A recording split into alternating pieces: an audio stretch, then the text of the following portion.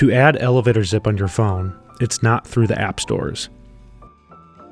Instead, you'll get a text with a link. Tap the link, and Android users will automatically open the Samsung browser or the Chrome browser. Let's start with the Samsung browser.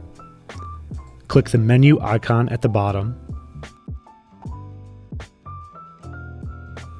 Tap Add to Page, then tap Home Screen.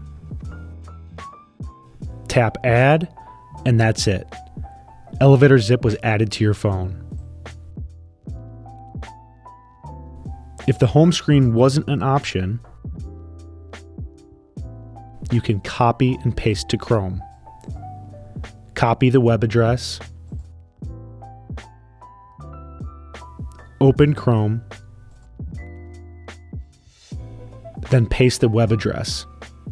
Now you're ready to add it through Chrome. Click the menu in the top right,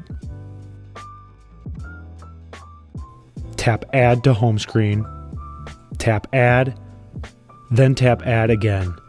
And that's it. ElevatorZip was added to your phone. Just click on the app, log in, and press Start to create a lead.